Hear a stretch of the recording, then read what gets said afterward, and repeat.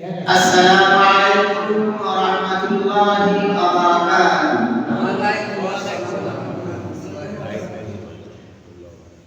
الحمد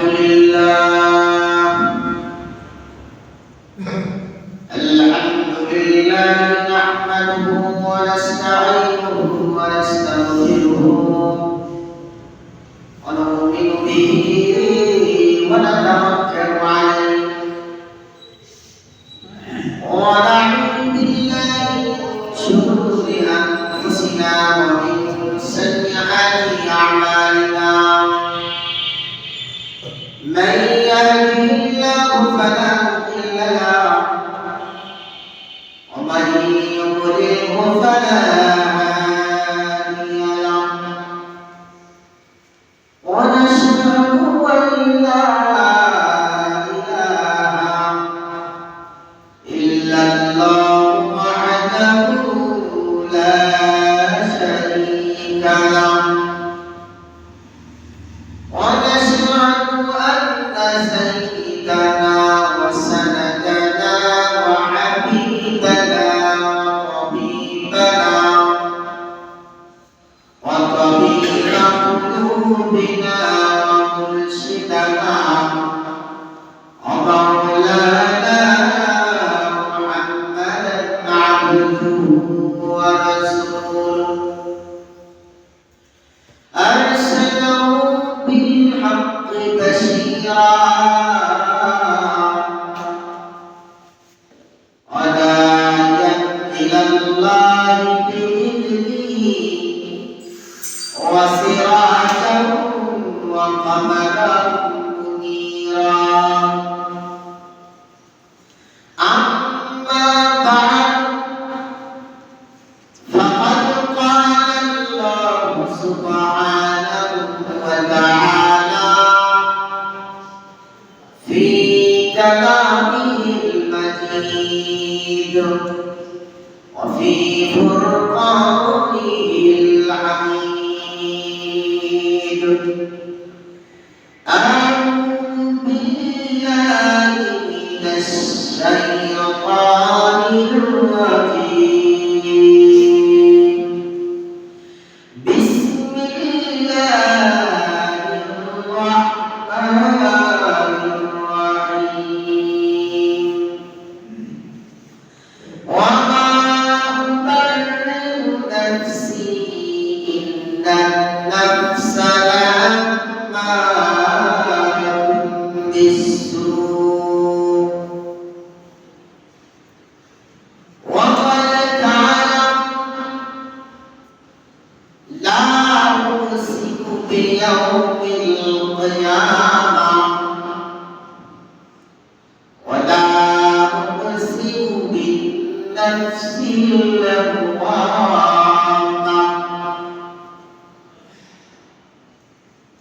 وقال النبي صلى الله عليه وسلم إن في الجسد لمضغة إذا صلحت صلح الجسد كله وإذا فسدت فسد الجسد كله ألا وهي القلب. أو كما قال النبي عليه الصلاة والسلام.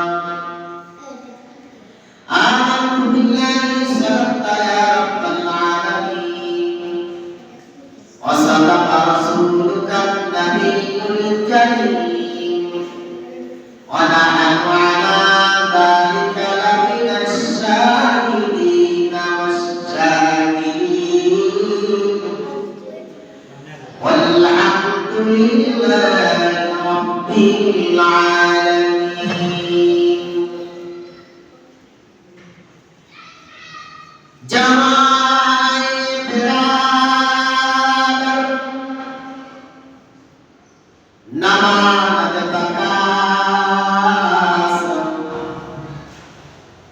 Ilan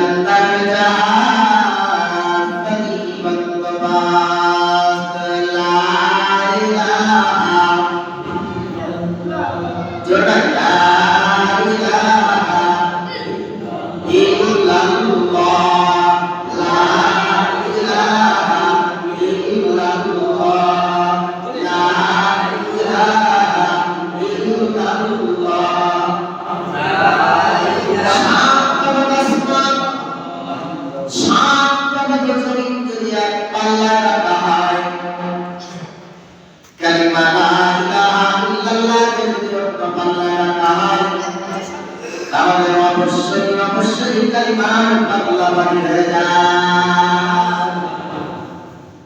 এজন্য লা ইলাহা ইল্লাল্লাহ জিকিরের দরকার আছে না নাই? কম না বেশি? তাহলে একটা বললা ইলাহা ইল্লাল্লাহ, লা ইলাহা ইল্লাল্লাহ, লা ইলাহা ইল্লাল্লাহ, মুহাম্মাদুর রাসূলুল্লাহ। চুনি গোয়া মুসলমান বদরসা কিদারা মুশকিলাতে লা ইলাহা ইল্লাল্লাহ, লা ইলাহা ইল্লাল্লাহ। চুনি মেরা সব মেরা ফলক মেরা সুনীর, जुदू मेरा सब मेरा फलक मेरा सुनीर। अगर तू एक नहीं मेरा नूर शैली मेरी ला इलाहा इल्लल्लाह, ला इलाहा इल्लल्लाह, ला इलाहा इल्लल्लाह।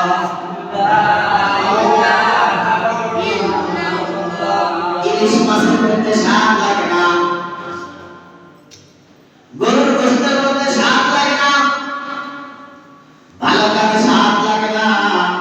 বেশি বেশি জিকির করো আমার মাওলার দেখবা স্বাদ লেগে গেছে। লা ইলাহা ইল্লাল্লাহ, লা ইলাহা ইল্লাল্লাহ। দুনিয়ার সবাই কিন্তু পাগল, বলা বলে দুনিয়ার সবাই কিন্তু পাগল। কেউ টাকার পাগল, কেউ গাড়ির পাগল, কেউ বাড়ির পাগল, কেউ নারীর পাগল, বাগানে ফুল বাগানের মালি পাগল, সবাই কিন্তু পাগল। মানে একটা লোক আছে তারা হলো আল্লাহ পাগল। লা ইলাহা ইল্লাল্লাহ, লা ইলাহা ইল্লাল্লাহ। সকাল সন্ধ্যা মাওলার বেশি বেশি করে জিকির করো, তাহলে তোমার অন্তরটা তাজা হয়ে যাবে, চিন্তার মধ্যে শুধু সাদা সাদ পাইবা। এজন্য লা ইলাহা ইল্লাল্লাহ অবশ্যই অন্তর্ভুক্ত করতে হবে, প্লাস উচ্চারণ। প্যারা হাসি আল্লাহ রাব্বুল আলামিনের দরবারে অসংখ্য শুকরিয়া জ্ঞাপন করছি যে মহান রব্বুল আলামিন আমাদেরকে দুনিয়ার সমস্ত কাজকর্ম থেকে বিরত রেখে আল্লাহ রাব্বুল আলামিনের সর্বোৎকৃষ্ট ঘর মসজিদে আসার জন্য বসার তৌফিক দান করেছেন। এজন্য সেই মহান মুনিদের দরবারে আমরা হৃদয়ের সমস্ত আবেগ উজাড় করে দিয়ে বলি আলহামদুলিল্লাহ। প্যারা হাজির, আজকে আমি আপনাদের সম্মুখে আল্লাহ রাব্বুল আলামিনের কালামুল্লাহ শরীফ থেকে আয়াতে কারিমা তেলাওয়াত করেছি। মানুষের আত্মা সম্পর্কে, মানুষের নফস সম্পর্কে, মানুষের নফস, মানুষের আত্মা, মানুষের হৃদয়, মানুষের প্রাণ, এটি একটি ইঞ্জিলের মতো। কিসের মতো? ইঞ্জিলের মতো। ইঞ্জিল যদি ভালো থাকে তাহলে তার গাড়ি, তার বডি অটোমেটিক চলতে থাকবে। ইঞ্জিন যদি নষ্ট হয়ে যায় তাহলে সেই গাড়ি বলেন অথবা যে কোনো জিনিসের ইঞ্জিন যদি নষ্ট হয়ে যায় তাহলে তার পুরো বডিটাই অচল হয়ে যায়। কথা বলেন তো ঠিক কিনা? ঠিক মানুষের যে অস্তিত্ব, এই অস্তিত্ব দুটি জিনিসের উপর নির্ভর। একটি হলো দেহ, আর একটি হলো আত্মা। একটি হলো দেহ, বাহ্যিক শরীর যেটি দেখা যায়, আরেকটি হলো আভ্যন্তরীণ, সেটি দেখা যায় না, সেটির নাম হলো নফস। সেটার নাম কি? এই নফসের মধ্যে ক্যাটাগরি আছে, নফসের মধ্যে বিভাগ আছে, নফসের মধ্যে ভাগ আছে, প্রকার ভেদ আছে। আছে না নাই? আছে। প্যারা হাসি, নফস সাত প্রকার। নফস কয় প্রকার? গভীরভাবে যদি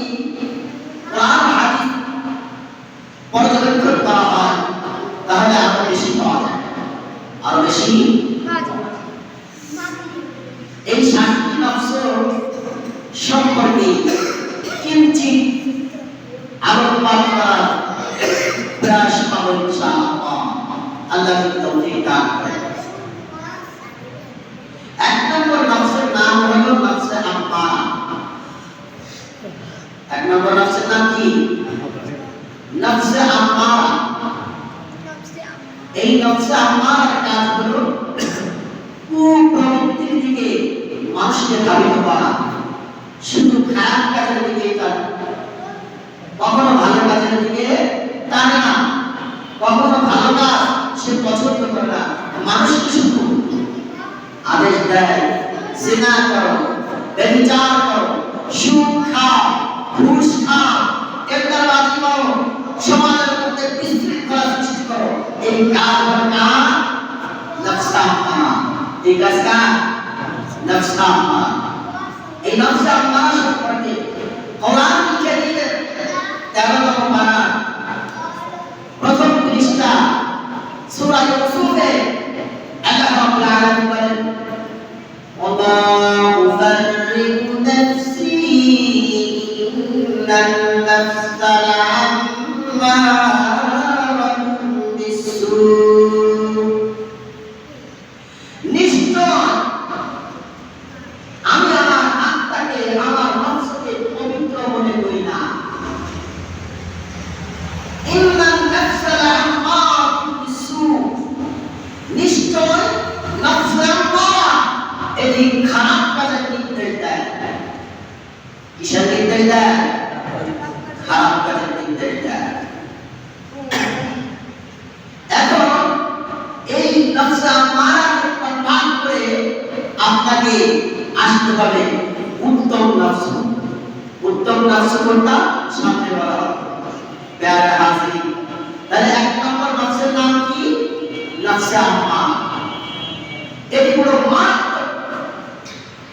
ওলামায়ে কেরাম এটাকে পশুর নফসের সাথে তুলনা করেছেন।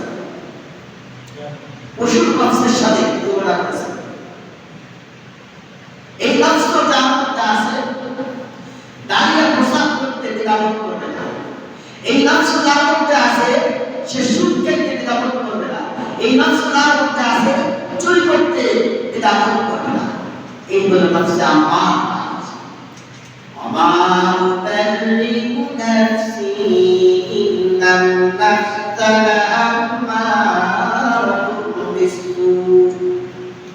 এটা শুধু খারাপ দিকে ধাবিত করে। 2 নম্বর নফস। 2 নম্বর নফসের নাম হলো নফসে লাওয়ামা। নফসে লাওয়ামা। এই নফসে লাওয়ামার অর্থ হলো অনুসূচনীয় আত্মা। অনুসূচনীয় আত্মা বা নফস। ওইটা কিভাবে অনুসূচনা করে? যখন কোনো গুনাহের কাজ করে ফেলে, সাথে সাথে সে অনুসূচনা করে, আফসোস করে, হায় হায় আমি এই গুনাহের কাজটা করে ফেলেছি। আমি তো মুসলমান, আমি কি মুসলমান, আমি তো ইমানদার, আমার দ্বারা এই কাজ হয়ে গেল। এই নফসের দাম আছে। এই নফসের কি আছে? দাম আছে। ওলামায়ে কেরাম এই নফসকে মানুষের নফস বলেছে। এই নফসকে কার নফস বলেছে? মানুষের নফস বলেছে।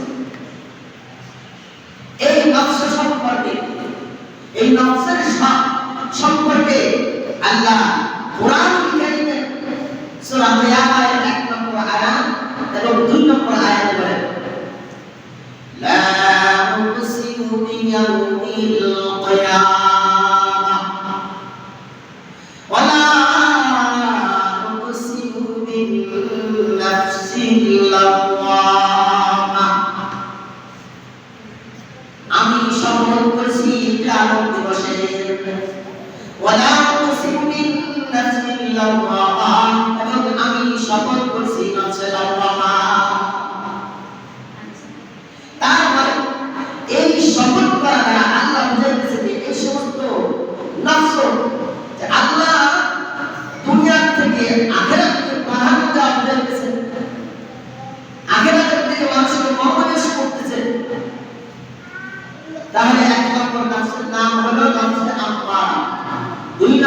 নফসের নাম হলো নফসে লাওয়ামা।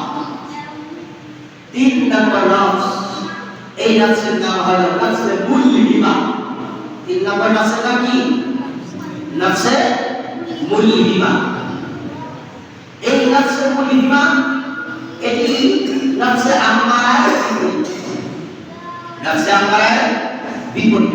নফসে আম্মারার কাজ হলো শুধু খারাপ কাজের দিকে ডাকা, খারাপ কাজের দিকে আদেশ করা, আর নফসে মুলহিমা এর বিপরীত শুধু ভালো কাজের দিকে ডাকা, ভালো কাজের আদেশ করা।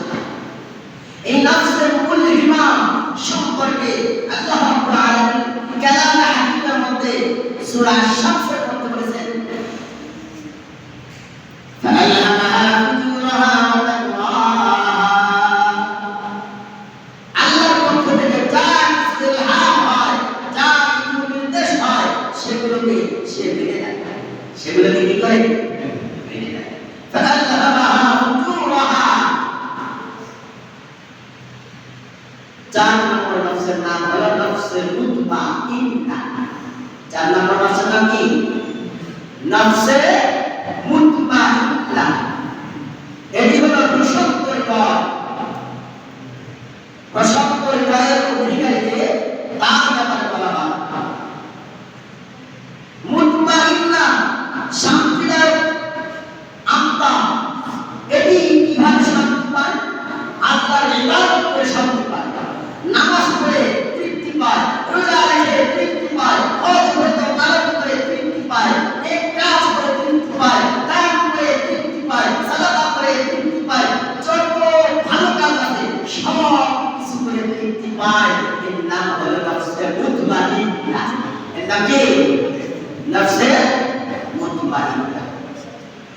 এরপরে আল্লাহ রাব্বুল আলামিন কোরআনুল কারীমের সূরা ফাজরের মধ্যে বলেন, ইয়া আইয়্যাতুহান নাফসুল মুতমাইন্না।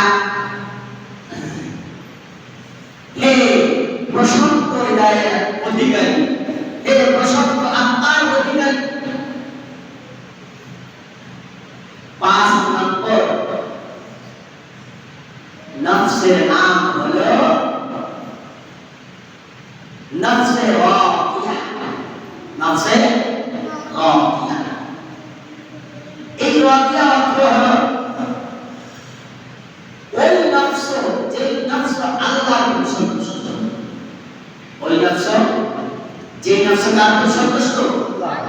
আল্লাহর প্রতি সন্তুষ্ট, আল্লাহর বিধান পেয়ে সন্তুষ্ট, আল্লাহর হুকুম পালন পেয়ে সন্তুষ্ট, আল্লাহর নিষেধ থেকে বিরত থেকে সন্তুষ্ট, আল্লাহ যেই বিধান নাযিল করেছেন সেই বিধান পেয়ে সন্তুষ্ট। এর রাদিয়া। 6 নম্বর নফসের নাম হলো নফসে মারদিয়া। 6 নম্বর নাম কি? মারদিয়া। মারদিয়ার অর্থ হলো ওই নফস যার উপরে স্বয়ং আল্লাহ রাব্বুল আলামিন সন্তুষ্ট। যার উপরে স্বয়ং কে সন্তুষ্ট? আল্লাহ রাব্বুল আলামিন সন্তুষ্ট। রাদিয়া নফসের বলা হয় যে নফস আল্লাহর প্রতি সন্তুষ্ট। মারদিয়া নফসের কাজ হলো, অর্থ হলো যে নফসের প্রতি স্বয়ং আল্লাহ সন্তুষ্ট। তাহলে এই আয়াতের মধ্যে 3টি নফস পেলাম। ইয়া আইয়্যাতুহান নাফসুল মুতমাইন্না। আল্লাহ প্রশান্ত হৃদয়কে ডাক দিয়ে বলেন, প্রশান্ত হৃদয়কে ডাক দিয়ে বলেন, প্রশান্ত নফসকে ডাক দিয়ে বলেন, ইয়া আইয়্যাতুহান নাফসুল মুতমাইন্না। হে প্রশান্ত হৃদয়ের অধিকারী, ইরজিই ইলা রাব্বিকি রাদিয়াতান মারদিয়া। তুমি তোমার প্রভুর দিকে আসো সন্তুষ্ট হয়ে, রাদিয়া সন্তুষ্ট হয়ে, মারদিয়া সন্তুষ্ট ভাজন হয়ে। যে এমন ভাবে আল্লাহর কাছে আসো, আল্লাহ তোমার প্রতি খুশি, তুমিও আল্লাহর প্রতি খুশি, তুমি আল্লাহর প্রতি খুশি, আল্লাহ তোমার প্রতি খুশি। এসে কি করবা? ফাদখুলি ফি ইবাদি। আমার বান্দাদের সাথে মিলিত হয়ে যাও। ওয়াদখুলি জান্নাতি, এবং জান্নাতের মধ্যে প্রবেশ করো। জান্নাতের মধ্যে কি করো? প্রবেশ করো। তাহলে আমরা নফস সম্পর্কে আলোচনা করলাম। নফস কয় প্রকার মনে আছে? 7 প্রকার। নফস কয় প্রকার? 7 প্রকার। 1 নম্বর নফসের নাম হলো নফস আম্মারা, 2 নম্বর নফসের নাম হলো নফস লাওয়ামা, 3 নম্বর নফসের নাম হলো নফস মুলহিমা, 4 নম্বর নফসের নাম হলো নফস মুতমাইন্না, 5 নম্বর নাম হলো নফস রাদিয়া, 6 নম্বর নাম হলো নফস মারদিয়া। আরেকটা আছে, এই নফসের নাম হলো নফসে কামিলা।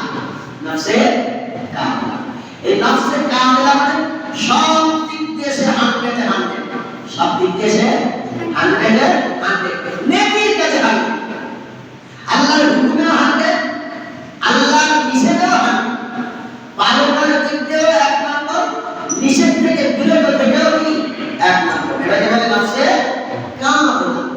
আল্লাহ রাব্বুল আলামিন আমাদেরকে এই নফসে কামিলার অধিকারী বানায়। সকল করি আমিন। আমিন। ওইটা প্রায় 8 তারিখে আছে না? ও ওইটা এটা কেবল 13 বার। প্যারা হাজি এই জন্য এই নফসে ঠিক আছে মানুষের চরিত্র 4 প্রকার। মানুষের চরিত্র কয় প্রকার? 4 প্রকার। 1 নম্বর চরিত্রের নাম হলো অসৎ চরিত্র। 1 নম্বর চরিত্রের নাম কি? অসৎ চরিত্র। 2 নম্বর চরিত্রের নাম হলো সৎ চরিত্র। 3 নম্বর চরিত্রের নাম হলো উত্তম চরিত্র। 4 নম্বর চরিত্রের নাম হলো মহান চরিত্র। কি চরিত্র? মহান চরিত্র।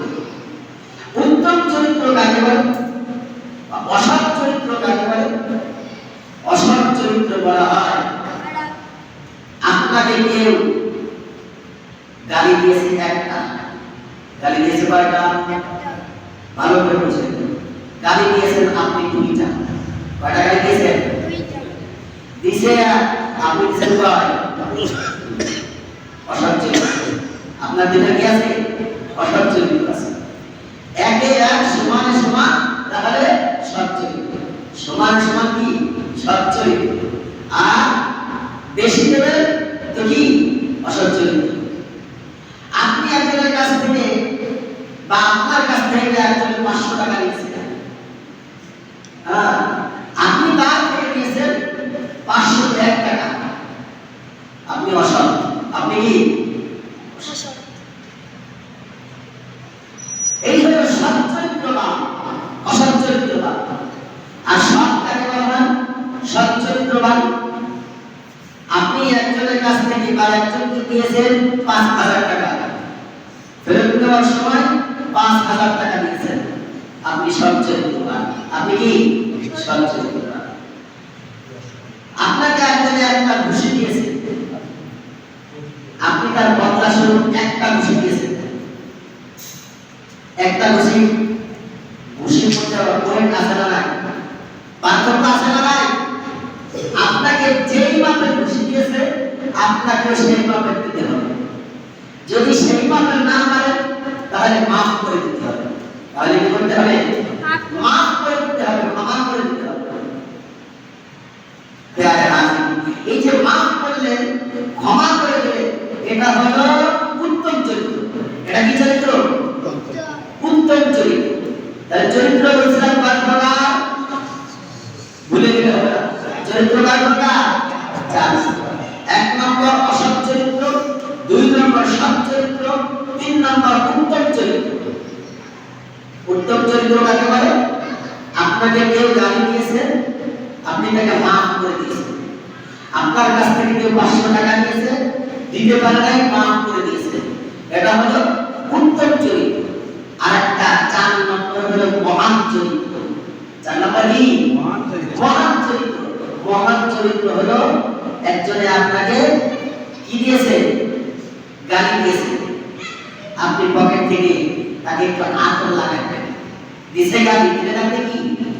আতর লাগাইয়া এটা হলো মহান চরিত্র। এটা কি মহান চরিত্র। এখন আপনারা একটু নির্বাচন করেন অথবা একটু পরীক্ষা করেন আমাদের সমাজের মধ্যে যে চার শ্রেণী চরিত্রের মানুষের কথা বললাম বা বর্ণনা দিলাম, কোন প্রকার মানুষ বেশি পাওয়া যায়? 1 নাম্বার, 2 নাম্বার, 3 নাম্বার নাকি 4 নাম্বার? 1 নম্বরটাই বেশি পাওয়া যায়। 1 নম্বরটাই কি আপনাকে কেউ একটা গাড়ি দিল, আপনি চাইবেন আরো তাকে কিভাবে 5টা গাড়ি দেওয়া যায়। আপনি তাকে কি আরো 5টা বেশি দেওয়ার চেষ্টা করবেন। ওটা যারা পেয়ে গেছে তার খরচ দিয়েছে। তাহলে সচ্চরিত্র না অসচ্চরিত্র? অসচ্চরিত্র। বুঝতে হবে। প্যারা হাজিরি নবী আলাইহিস সালামের চরিত্র কেমন ছিল? তারা এই 4 প্রকারের মধ্যে কোন প্রকারের অধিকারী ছিলেন? তারা কি অসৎ চরিত্রে ছিলেন, নাকি সৎ চরিত্রে ছিলেন, নাকি উত্তম চরিত্রে ছিলেন, নাকি মহান চরিত্রে ছিলেন? জানতে হবে কি হবে না? রাসূল আরবি মুহাম্মদ রাসূলুল্লাহ সাল্লাল্লাহু আলাইহি ওয়াসাল্লাম তার দিয়েছেন মানুষের কল্যাণের জন্য না নিজের কল্যাণের জন্য?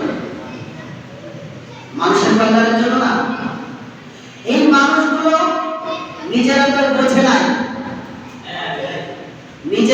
বোঝে নাই, বরং তাদের দুষ্ট ছেলেপেলেদেরকে নবী সাল্লাল্লাহু আলাইহি ওয়াসাল্লামের পিছনে লেলিয়ে দিল। যেই নবীর শরীরে মশা মাছি পর্যন্ত পড়া হারাম ছিল, সেই পবিত্র শরীরের মধ্যে, সেই পূর্ণিমার চন্দ্রের শরীরের মধ্যে, সেই নবী আকরাম সাল্লাল্লাহু আলাইহি ওয়াসাল্লামের শরীরের মধ্যে এমন ভাবে কাফেররা তাদের দুষ্ট ছেলেপেলেরা পাথর নিক্ষেপ করতো যে রক্তাক্ত হয়ে গেল। রাসূল আকরাম সাল্লাল্লাহু আলাইহি ওয়াসাল্লামের মা মুবারক রক্তে রঞ্জিত হয়ে গেল, জুতা রক্তে আটকে গেল। কি পরিমাণ কষ্ট দিয়েছে, কি পরিমাণ কষ্ট দিয়েছে রাসূল আকরাম সাল্লাল্লাহু আলাইহি ওয়াসাল্লাম। তার বদলে আজকে আমরা দিন পেয়েছি, বানানো দিন পেয়েছি, অটোমেটিক দিন পেয়েছি। তার পরিশ্রমে, তার রক্ত ঝরানোর কারণে আল্লাহ রাব্বুল আলামিন তিনি যে হাত দিয়ে বানাইছেন, তিনি যে দয়া করে বানিয়েছেন, তার কি দয়া লাগে না? তার কি মায়া লাগে না? যে আমার মাহবুব, আমার বন্ধু, আমার প্রিয়কে কাফেররা পাথর মারবে, পাথর তো দূরের কথা, একটা ফুলের টোকা দেবে, এটা তো বরদাস্ত করা যায় না। সাথে সাথে জিবরাইল আলাইহিস সালামকে পাঠিয়ে দিলেন, জিবরাইল যাও, তাদেরকে পাহাড়ের পাদদেশে নিয়ে 2 পাহাড়কে একসাথে পিষে দিয়ে তাদেরকে ধ্বংস করে দাও, যদি আমার রাসূল সাল্লাল্লাহু আলাইহি ওয়াসাল্লাম নির্দেশ দেয়। রাসূল সাল্লাল্লাহু আলাইহি ওয়াসাল্লামের কাছে অনুমতি চাইলেন। হাদিসে কিবরিয়া কি বলেন? দয়ার সাগর। রাসূল সাল্লাল্লাহু আলাইহি ওয়াসাল্লাম বললেন, না, এদেরকে ধ্বংস করো না। এরা যদিও ঈমান না আনে, এদের পরবর্তী প্রজন্ম হয়তো ঈমান আনতে পারে, দ্বীন মানতে পারে। প্যারা হাবিব সাল্লাল্লাহু আলাইহি ওয়াসাল্লাম তিনি কি বদলা নিয়েছেন? কথা বলেন, বদলা নিয়েছেন নাকি মাফ করে দিয়েছেন? মাফ করে দিয়েছেন না। রাসূল আকরাম সাল্লাল্লাহু আলাইহি ওয়াসাল্লাম তাদেরকে গিফট দিয়েছেন, কুলু, তোমরা সকলে বলো লা ইলাহা ইল্লাল্লাহ। যদি তোমরা লা ইলাহা ইল্লাল্লাহ বলো, তুফলিহুন, সফলকাম হয়ে যাবে, সফলতা অর্জন করে ফেলবে, সফলতা অর্জন করে ফেলবে। নিজের রক্ত তো ঝরেছে, প্রতিশোধের পরিবর্তে তাদেরকে মাফ করে দিয়েছে, উল্টা তাদেরকে আরো কিছু হাতিয়ে দিয়েছে। তোমরা বলো লা ইলাহা ইল্লাল্লাহ, তোমরা সফলকাম হয়ে যাবে। তাহলে এখন আপনারা বলেন রাসূল আকরাম সাল্লাল্লাহু আলাইহি ওয়াসাল্লামের চরিত্র কয় নম্বর চরিত্র? 4 নম্বরে বলবো। এই 4 নম্বরে হলো 1 নম্বর। 4 নম্বরে কয় নম্বর? 1 নম্বর। এই 4 নম্বরে হলো একেবারে উত্তম মহান চরিত্র। কি চরিত্র? মহান চরিত্র। প্যারা হাবিব সাল্লাল্লাহু আলাইহি ওয়াসাল্লামের বর্ণনা দ্বারা বুঝতে পারি রাসূল আকরাম সাল্লাল্লাহু আলাইহি ওয়াসাল্লামের চরিত্র ছিল মহান চরিত্র। হযরত ইউসুফ আলাইহিস সালাম কূপের মধ্যে নিক্ষেপ, কূপের মধ্যে কি করলো? নিক্ষেপ করলো। এই যে নিক্ষেপ করলো, এটা কি সৎ চরিত্র না অসৎ চরিত্র? অসৎ চরিত্র না? আপনারা 5 ভাই আছেন, 5 ভাইয়ের মধ্যে যদি 4 ভাইকে, 1 ভাইকে, ছোট ভাইকে মনে করে কূপের মধ্যে নিক্ষেপ করে অথবা হত্যা করতে চায়, এই 4 ভাই সৎ চরিত্র না অসৎ চরিত্র? অসৎ চরিত্র। ঠিক তেমনি ভাবে ইউসুফ আলাইহিস সালামের বাকি 10 ভাই তারা মিলে ইউসুফ আলাইহিস সালামকে কূপের মধ্যে নিক্ষেপ করল। প্রথমত সিদ্ধান্ত নিয়েছিল তাকে হত্যা করবে। তাকে কি করবে? হত্যা করবে। কিন্তু তাদের এক ভাইয়ের হত্যার মধ্যে মায়া আসে, দয়া আসে, ওকে একেবারে শেষ করে দিও না, ওকে পিরানে মেরে ফেলো না, ওকে তোমরা জীবিত রাখো, তবে ওকে চাইলে তোমরা কূপের মধ্যে রাখো, সেখানে তার খাবারের ব্যবস্থা করো। হয়তো সে প্রাণে বেঁচে যাবে, কোনো বণিক দল বা কোনো ব্যবসায়ীরা কাফেলা যাওয়ার সময় তাকে তুলে নিয়ে যাবে সেখান থেকে। প্যারা হাজিরি, হযরত ইউসুফ আলাইহিস সালামকে কূপের থেকে তুলে দিল ব্যবসায়ী দল, ব্যবসায়ী কাফেলা একদল।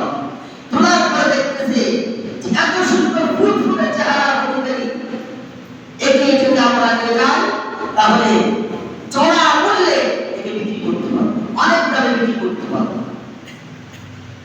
অনেক দামে বিক্রি করতে পারবে। এটা ভেবে তাকে উঠেছে। উঠানোর পরে এখন যদি লোকজন টের পেয়ে যায়, এই জন্য তাদের কামড় মধ্যে খুব সুন্দরভাবে ডেকে রেখেছে, নড়াচড়া করতেছে, টের পেয়ে গেছে তারা ভাই, টের পেয়ে গেছে, টের পেয়ে তাকে তার বাকি ভাইদের করে গেছে, ডেকে রেখেছে আমাদের ভাই ইউসুফ আলাইহিস সালাম। দেখো তারা কি চায়?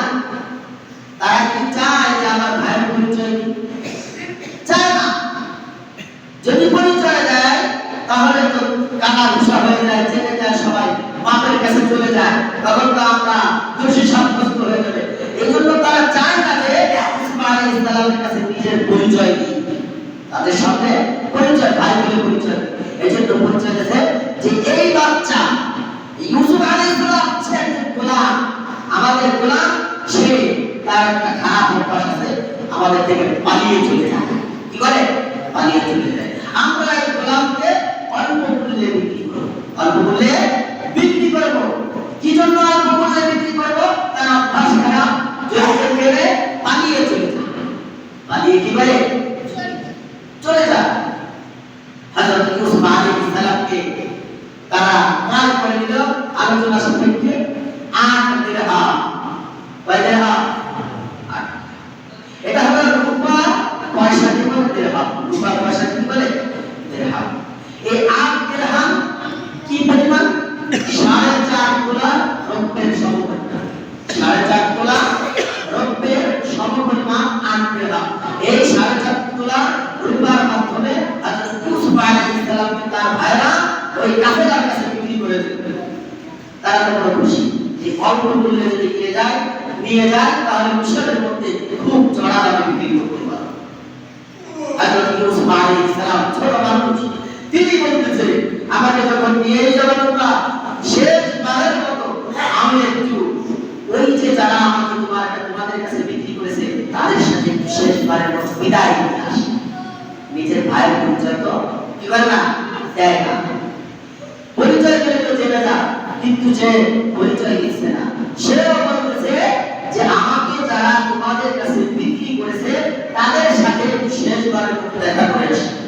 হযরত ইউসুফ আলাইহিস সালাম অনুমতি দিল। তিনি গেলেন, যাওয়ার পর ভাইদের বলতেছে ভাই তোমাদের কাছে আসলাম, তখন কিন্তু হাত রশি দিয়ে শক্ত করে বাঁধা। আল্লাহর নবীরা সবচেয়ে বেশি কষ্ট করেছে দিনের জন্য, বোঝা হাতা করেছে। আজকে আমরা কষ্ট তো দূরের কথা, কষ্টের গন্ধ আমরা নাকি পাই। হযরত ইউসুফ আলাইহিস সালাম তার ভাইদের থেকে বিদায় নিয়ে চলে আসলো। সব তখন তিনি তার পরিচয় দেয় নাই, সাথে একজন গোলাম দিয়েছে। এর তো দোষ আছে বলায় দেওয়া। যদি একজন গোলাম দিয়ে দেওয়া হয়, শক্তিশালী, তার নওজোয়ান দেওয়া হয়, তাহলে সে পালিয়ে যেতে পারবে না। একজন গোলাম নির্ধারণ করে দিয়েছে ওই বাধা অবস্থায় কাফেলার কাছে চলে আসে এরপরে তারা এখান থেকে রওনা করেছে রওনা করার সময় কিনান নামক স্থান সেই স্থানে হযরত ইউসুফ আলাইহিস সালামের মায়ের কবর ছিল মায়ের কবর দেখে তিনি ছিলেন ঘোড়া উঠে সেখান থেকে নেমে গেলেন নেমে মায়ের কবরের কাছে গিয়ে কান্নাকাটি করলেন চোখের অশ্রু ছড়ালেন সময় নষ্ট হচ্ছে মনে করে ওই গোলাম হযরত ইউসুফ আলাইহিস সালাম কেমন করে থাপ্পড় মারলেন ইউসুফ আলাইহিস সালাম জায়গায় পড়ে গেলেন আল্লাহ বন্ধুকে যদি কেউ কি করে আঘাত করে তাহলে আল্লাহ সহ্য করতে পারে সাথে সাথে ইব্রাহিম আলাইহিস সালাম এসে গেলেন এসে বলতেছে আল্লাহ বান্দা আপনি নির্দেশ দেন তাহলে এদের উপরে এই সাত আসমান ভেঙে ফেলা হবে আসমান যদি তাদের উপর পড়ে তাহলে বাকি থাকবে কেউ সবাই শেষ হয়ে যাবে না কিন্তু আল্লাহ বান্দা ইউসুফ আলাইহিস সালাম বললেন না তাদেরকে ধ্বংস করো না তিনি এখানে তাদের মাফ করে দিলেন তিনি কি বললেন মাফ করে দিলেন এটা কি চরিত্র মাফ করে দিলেন তাদের জন্য দোয়া করলেন মহান চরিত্র কি চরিত্র মহান চরিত্র আমার বোঝার উদ্দেশ্য আমাদের সকলের মহান চরিত্র না হলেও অন্তত পক্ষে কমসকম সৎ চরিত্র অথবা আপনার উত্তম চরিত্রের অধিকারী হতে হবে ঠিক কিনা আল্লাহ রাব্বুল আলামিন আমাদেরকে সঠিকভাবে